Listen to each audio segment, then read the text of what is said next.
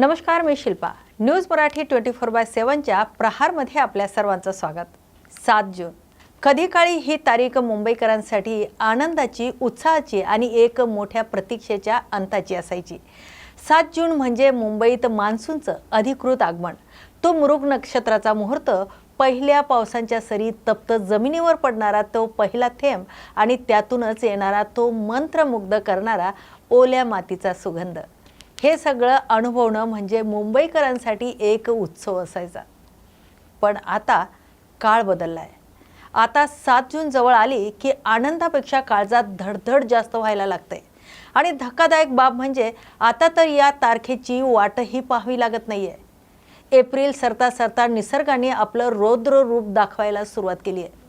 अवकाळीच्या सरी आपल्याला इशारा देत आहेत की निसर्ग आता कोणाच्याही ऐकण्याच्या मनस्थितीत नाही. मे महिना उंबरठ्यावर आहे. उन्हाचा चटका वाढतोय, पण सोबतीला पावसाच्या सरीही हजेरी लावतायत. अशातच दरवर्षीप्रमाणे यंदाही तोच यक्ष प्रश्न आवासून उभा आहे.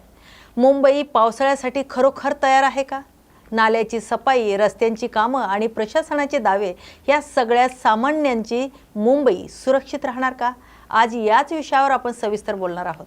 काल परवा झालेल्या अर्ध्या तासाच्या पावसाने जर मुंबईचे रस्ते नद्यासारखे वाहू लागत असतील तर विचार करा, जेव्हा मान्सून अधिकृतपणे धडक देईल तेव्हा काय होईल. आज आपण मुंबई की तुंबई का खड्ड्यातली मुंबई ह्या विशेष प्रहारमध्ये आपण प्रशासनाला विचारणार आहोत की हजारो कोटीचे बजेट जातंय कुठे? मिठी नदी की कचराकुंडी, रस्ते की मृत्यूचे सापळे. आज पुन्हा मुंबई एकदा त्याच उंबरठ्यावर उभी आहे. हवामान बदललंय हे आता लहान पोरालाही कळतंय, पण आपल्या महापालिकेला हे कधी कळणार? 15-20 मिनिटाच्या पावसाने जर शहर वाहून जात असेल, रस्ता कोणता आणि नाला कोणता हे ओळखणं कठीण होत असेल, तर याला नैसर्गिक आपत्ती म्हणायचं की प्रशासकीय निर्मित आपत्ती? ठिकठिकाणी खणलेले रस्ते, मेट्रोचे संथ गतीने चाललेलं काम, कचऱ्याने तुडुंब भरलेली मिठी नदी आणि नालेसफाईचे कागदावरचे दावे, या सगळ्या परिस्थितीत यंदा मुंबई तुंबई होणार की प्रवाशाचा प्रवास सुखाचा होणार? आजच्या या विशेष रिपोर्टमध्ये आपण जनतेलाही सावध करणार आहोत. बेमोसमी पावसामुळे शेतकऱ्यांची पिके आडवी झालीच, पण यामुळे बळीराजाचं नुकसान किती प्रमाणात झालं असेल याविषयी बोलायलाच नको. नैसर्गिक आपत्ती हे दुःख ग्रामीण भागाचं आहेच, पण शहरी भागात याच पावसाने धडकी भरली आहे. मेट्रोच्या कामामुळे आधीच रस्ते अरुंद झालेत, त्यात अर्ध्या तासाच्या पावसाने जर हे हाल होत असतील तर जुलै महिन्यातील त्या ब्लॅकआउट दिवसाची कल्पनाही न केलेली बरी. मुंबईत सध्या रस्ता शोधून सापडत नाही. सापडतात ते फक्त बॅरिकेड्स. मेट्रोचं काम गरजेचं आहे, मान्य आहे, पण हे काम पावसाळ्याच्या तोंडावर डेथ ट्रॅप का बनतंय? जेव्हा पाऊस पडतो तेव्हा या खोदलेल्या खड्ड्यांमध्ये पाणी साचतं, दुचाकी स्वार त्यात पडतात, गाड्यांचं नुकसान होतंय. सध्या मुंबईत कुठेही जा, तुम्हाला फक्त बॅरिकेड्स दिसतील. मेट्रोचं काम आणि रस्त्याच्या रुंदीकरणामुळे आधीच वाहतूक कोंडीने मुंबईकर हैराण आहेत. आता पावसाळ्यात या खोदलेल्या रस्त्याचं काय होणार? जिथे रस्ते खोदले तिथे पाणी आधीच साचून चिखल होतोय. खड्ड्यामध्ये साचलेल्या पाण्यामुळे गाडीचा अंदाज घेता येत नाही आणि दुर्दैवी अपघात घडतात. गुडघाभर पाण्यातून वाट काढताना मुंबईकरांचे हाल होतात. प्रशासनाला आमचा प्रश्न आहे, कामाची डेडलाईन पावसाळ्याआधी का पाळली जात नाही? पाऊस आल्यावर काम सुरू आहे हे उत्तर द्यायला सोपं असतं, पण त्या खड्ड्यात अडकलेल्या गाडीला बाहेर काढताना जो मनस्ताप होतो तो केवळ सामान्य मुंबईकरच जाणतो. प्रशासनाला आमचा थेट सवाल, मेट्रोच्या कंत्राटदारांना पावसाळ्यापूर्वी रस्ते सुस्थितीत करण्याचे आदेश का दिले जात नाहीत? की सामान्य माणसाचा जीव इतका स्वस्त झालाय? आणखी एक सांगायचं म्हणजे पावसाळा आला की पालिकेची एक टीम येते आणि इमारतीवर धोकादायक नावाची नोटीस चिटकून जाते. बस, संपली त्यांची जबाबदारी.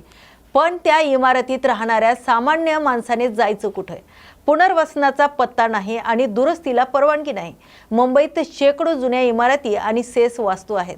पावसांच्या सततच्या झडीमुळे या इमारतीच्या भिंती पाणी शोषतात आणि कमकुवत होतात. दरवर्षी पावसाळ्यात इमारती कोसळण्याच्या बातम्या येतात, निष्पाप जीव जातात. प्रशासन केवळ नोटीस लावून आपली जबाबदारी झटकतं, पण त्या लोकांच्या पुनर्वसनाचं काय?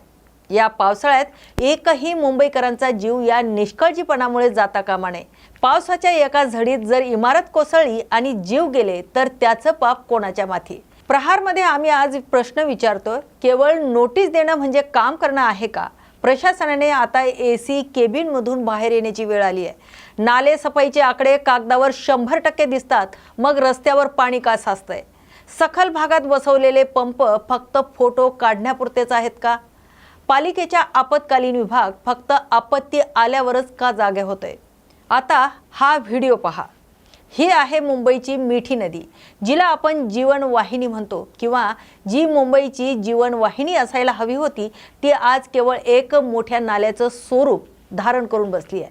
नदीच्या पात्रात साचलेला गाळ आणि प्लास्टिकचा खच पाहिला की अंगावर काटा येतो। प्रशासनाचं म्हणणं असतं की काम सुरू आहे, पण ग्राउंड झिरोवरची परिस्थिती काही वेगळंच सांगतेय। दरवर्षी नाले सफाईच्या नावाखाली जो गाळ काढला जातो तो जातो कुठे? आणि दुसरं म्हणजे काठावर राहणाऱ्या हजारो कुटुंबांच्या जीवाशी हा खेळ का? मिठी नदीच्या पात्रात आजही प्लास्टिकचा खच आहे। जर मे महिना संपण्याआधी हे पात्र रिकामं झालं नाही तर यंदाही कुर्ला, सायन आणि चुनाभट्टी हा भाग पाण्याखाली जाणार हे नक्की। मिठीच्या काठावर वसलेल्या झोपडपट्ट्यांना दरवर्षी पुराचा धोका असतो। जर मे महिन्याच्या अखेरपर्यंत हा गाळ उपसला नाही तर पावसाळ्यात हेच पाणी लोकांच्या घरात घुसणार आणि पुन्हा एकदा हाहाकार माजणार। महापालिकेने केवळ टेंडर काढण्यात रस न दाखवता प्रत्यक्ष कामाचा वेग वाढवण्याची गरज आहे। मुंबईकरांनो, प्रशासन त्यांचं काम करेल किंवा करेलच असं नाही, पण आपल्याला स्वतःची काळजी घ्यायची आहे। दोष फक्त प्रशासनाचा नाही, आपणही कुठेतरी कमी पडतोय। तो प्लास्टिकचा कप, ती पाण्याची बाटली जी आपण नाल्यात फेकून देतो, तीच पावसात आपल्या घरात परत येते। तर अतिवृष्टीचा इशारा असेल तर सावधान होऊन घराबाहेर पडणं टाळा। सहलीचे प्लान कॅन्सल करा। त्याचबरोबर आपल्या आसपासचा परिसर स्वच्छ ठेवा। जर तुमच्या भागात रस्ता खोदलेला असेल तर पालिकेला जाब विचारा, आवाज उठवा। केवळ बैठकाचा फार्स नको, तर आता प्रत्यक्ष कृतीची वेळ आहे। आमच्या या रिपोर्टच्या माध्यमातून आम्ही प्रशासनाचं लक्ष या अति तातडीच्या उपाययोजनाकडे वेधत आहोत, ज्यांची अंमलबजावणी होणं हे अनिवार्य आहे। नाले सफाईचा केवळ दावा नकोय, तर 15 मे पर्यंत 100% काम पूर्ण करून जनतेला दाखवून द्या। मेट्रो आणि इतर खोदकामाच्या ठिकाणी पावसाळ्यात अपघात टाळण्यासाठी भक्कम आणि सुरक्षित पर्यायी रस्ते तातडीने तयार करा। सखल भागात पाणी निचरा करण्यासाठी हाय कॅपॅसिटी पंपची संख्या कागदावर नाही तर जमिनीवर दुप्पट करा। आणि शेवटचं म्हणजे प्रत्येक वार्डमध्ये 24 तास अलर्ट मोडवर असणारे आपत्कालीन पथक तैनात ठेवा। मुंबई ही केवळ स्वप्नाची नगरी नाही, तर मुंबई ही धावणारी नगरी आहे। पण पावसाळ्यात ती रडणारी नगरी का होते? तर ती जिद्दीने जगणाऱ्याची नगरी आहे। पण ह्या जिद्दीची परीक्षा दरवर्षी पावसाळ्यात का घेतली जाते? यंदाचा पाऊस हा फक्त निसर्गाचा कोप नाही, तर आपल्या व्यवस्थेची परीक्षा आहे। जर वेळीच उपाययोजना झाल्या नाहीत तर मुंबई पुन्हा एकदा तुंबई होईल आणि त्याचा फटका सामान्य मुंबईकरालाच बसेल। प्रशासनाने आता एसी केबिनमधून बाहेर पडून रस्त्यावर येण्याची वेळ आली आहे, नाहीतर यंदाही मुंबई तुंबई व्हायला वेळ लागणार नाही। मेट्रोचे अर्धवट रस्ते, मिठी नदीचा तोच कचरा आणि खड्ड्याचं साम्राज्य। प्रशासन यंदाही फक्त दावे करणार की मुंबईकर सुरक्षित प्रवास करणार। प्रशासनाने आता तरी जागे व्हावं, हीच प्रहारची कळकळीची विनंती आहे। अन्यथा इतिहास साक्षी आहे, मुंबईकर कधीच माफ करणार नाहीत। मुंबई की तुंबई पाहायला विसरू नका, आज रात्री 9 वाजता फक्त न्यूज मराठी 24/7 वर।